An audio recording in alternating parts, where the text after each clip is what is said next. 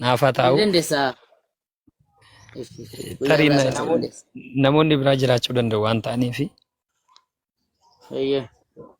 gaaffii asin gaafadhe deebii naa laattaniif guddoo galatoomaa eebbifamaa isiniin jedha hundi keessaniyyuu.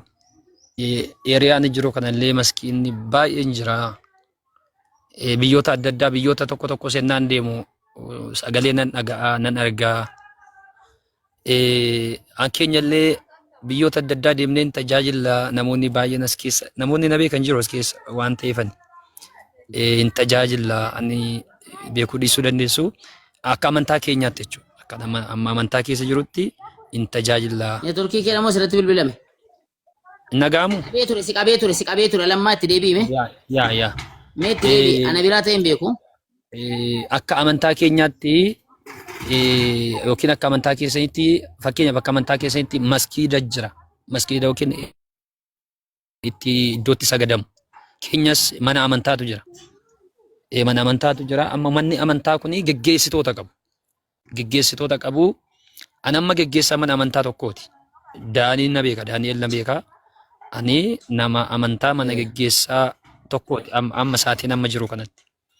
Akka amantaa kootti amantoonni yookiin amantoonni walii galanii geggeessitoonni jaarsolii waldaa walii galanii anaan hojii sanaaf na kaa'anii hojiin hojjedhu sana irratti immoo akkan hojjedhuudhaaf kun amma fakkeenya akkan hojjedhuudhaafi akka nama hojjetaa mootummaa tokkootti na qacaranii qacaramee tan hojii kan hojjedha jechuudha.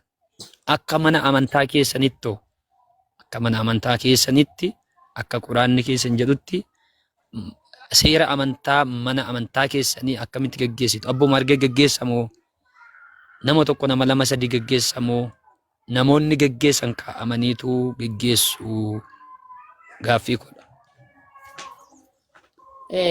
Kuni bareedaadha. Kuni idaara waan jedhamudha. Liidar waan jedhamu jechuudha. Shippi gochuu jechuudha. Waan akkasiidha wanta itti na gaafatte. Idaaraan ni jira yookiin liidar waan namni godhu dirqama jiraachuudha qaba. Dura ta'a uummata filata, hawaasatu filata, barreessa hawaasa filata. Maal godhaa amantii geggeessatu hin taane masjiidni kun akka hin tuqamne akka maal jiru qaama dhimmi ilaalu wajjin kominikeet wal godhee hawaasummaa uumuu waan adda addaa uumuu dhiibbaa fi karaa fedhiin haa ta'u wanta masjiida irratti dhufu deebisuudhaaf namni ijaaramee koree ta'ee jiru ni jira. Kun kan masjiidaa qofaadha. Bishaansaa ibsaasaa kan eegu masjiida kana kan eegu itti gaafatamummaa akka masjiida sanaatti kan qabu dirqama isaa dura taa'aa qaba barreessaa ni qaba biiroo ni qaba waan isaa barbaachisu hundaa guuttatee qaba kun akkasidha. Kara geggeessummaa hawaasa geggeessuu sagachiisuu akkaataa soomaa akkaataa sagadaa waa hunda barsiisuudhaaf namni sagachiisuudhaaf itti kaa'ame qacarame waraawwii ji'aan kan kafalamuuftu jira inni kunillee waan jirudha jechuudha. Kan ijoollee qofaa irratti xiyyeeffatee ijoollee qofaa barsiisullee ni jira. Kun akkuma sanatti ni jira jechuu barbaada. Kun masriinas immoo jiraachuutis qaba. Jiras akka keenyatti. Anillee gaaffii qaba. Okay, sagaleen ankooma keedha abbaa caala. Ankoota alaataa. Ayyee gaariidha. Ani waan namaaf hin gaafanne namoonni koomentii dhattanii inni gara biraan immoo fakkeenyaaf kana duwwaa gaafadheen dabarsa. Kana duwwaa amma fakkeenyaaf akka amantaa keessanitti akka amantaa keenyaatti namni tokko kan inni gaa'ela wajjin gaggeeffachuudhaa qabu tokkoof tokko nama tokkodha. Akka amantaa keessanitti immoo hamma nama torbaa nama saddeetitti illee jedhu quraanatu jedhamoo fedhiidhumadhamoo namoonni nama fakkeenyaaf nama torba yookiin dubartii 3 4 5 6 fuudhan quraana keessan xeeyyamamoo lama yoo fuudhe ina dabamaa galmee waldaa keenyarraallee ina qamaa akkuma mana amantaa kiristaanaatti jechuudha. Fuudhuus hin qabu macaafni qulqulluus hin eeyyamu nama tokko duwwaadha garuu akka amantaa keessanitti 3 4 yoo fuudhe 5 yoo fuudhe jannata hin galaa. Akka amantii islaamaa amantii dhalootaa seeraa fi seera ilmi namaa irratti dhalatetti dhiirri tokko amma afuritti fuuchuudhaa akka danda'a. Afur kana ol darbee fuuchuu hin danda'u. 5 6 minaminiin gonkumaa hin danda'amu akka amantii islaamaatti. Meeqa? Afur qofaa fuuchuu ni danda'a. Kun immoo quraana boqonnaa 4 lakkoofsa 3 irratti dubbatee jira.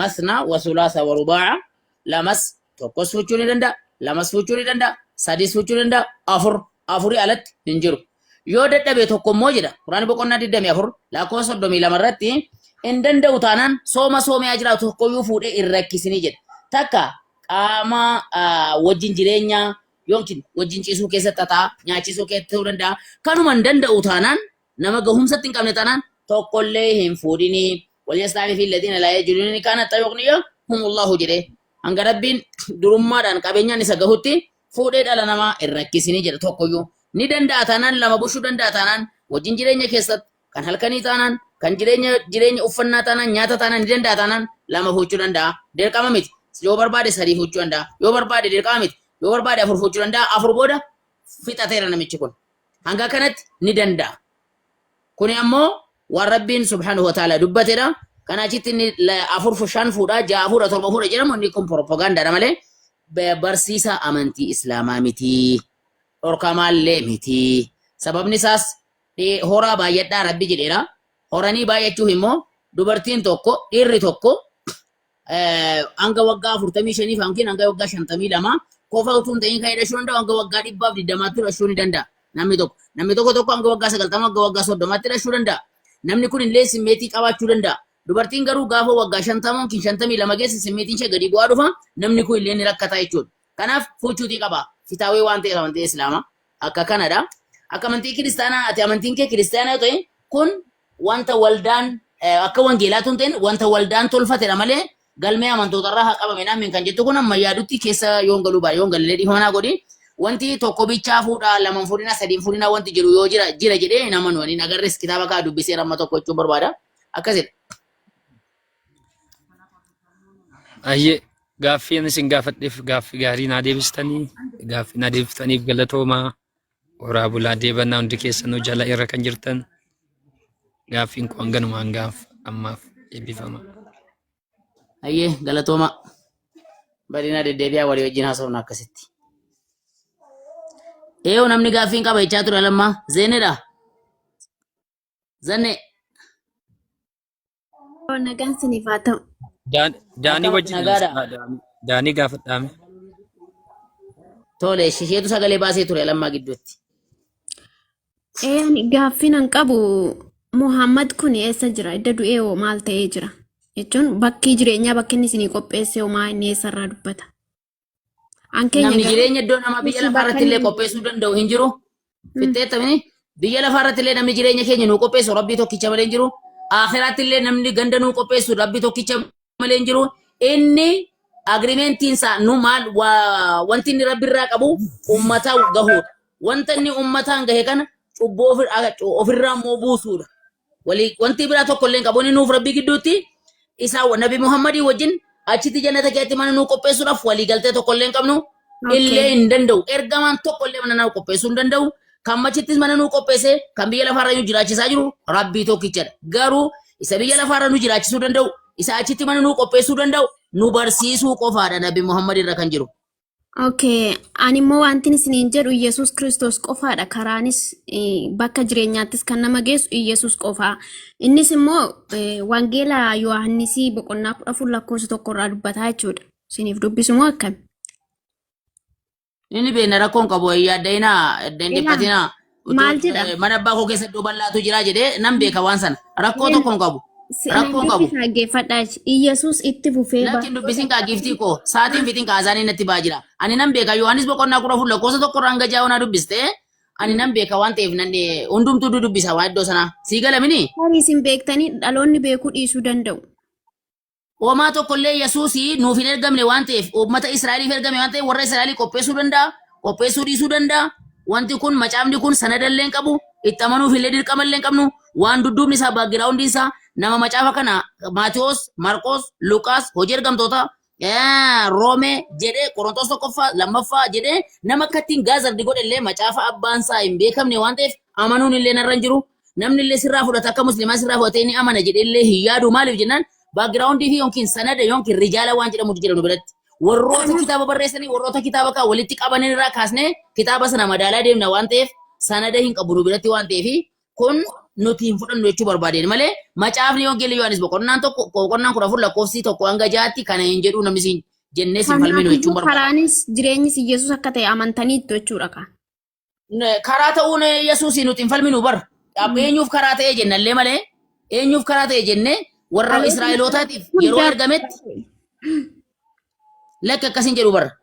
Wangeela Maatewos boqonnaa 15 lakkoofsa 24 irratti ani warra akka hoolotaa mana Israa'el karaarraa badanii mana Israa'elii badanii karaarraa godan badan qofaaf ergame jedhee barattoota isaallee gaafa ergu wangeela Maatewos boqonnaa 10 lakkoofsa 5 hanga 6tti deemaatii iddoo sanan seenina dhaqaa ummata kana bichaa barsiisaa jedhee hime. Hojii ergamtootaa boqonnaa 13 lakkoofsa 23 irratti illee maal jedhee akkuma abdachiisetti sanyii namicha kanaa keessaa jedhe waa'ee Daawit dubbatee ka'e. Sanyii namicha kanaa keessaa saba Israa'eliif jedhe saba Israa'eliif fayyisaa kaaseera inni immoo Yesuus Kiristoos jedhee dubbata macaafni kun waanuma sirriidha. Hojii ergamtootaa boqonnaa 11 lakkoofsa 23 irratti illee warga hamma Finiiqee hamma Qobroos hamma Qareenee hamma adda addaatti barattoonni gaafa bittimmaa'anii Yerusaalem keessaa siddeetanyaa achi keessaa baafamanii gaafa wacanii barsiisutti kaan dubbii Yesuus kana eenyutti himu Yahuudota qofaa barsiisuu jedha hojii ergamtootaa keessatti. Kanaaf erga sana addunyaarra kan battanse qaama biraadha warra Roomaati malee barattoonni Yesuus takka Itoophiyaadhaan hin geenye biyya sanaan hin geenye biyya kanaan hin geenye Yihuudoota qofaa takka ergame immoo nuyyuu ni amanna barsiifni Yesuus immoo waanuma sirriidha jennee amanna akkasidha giifti.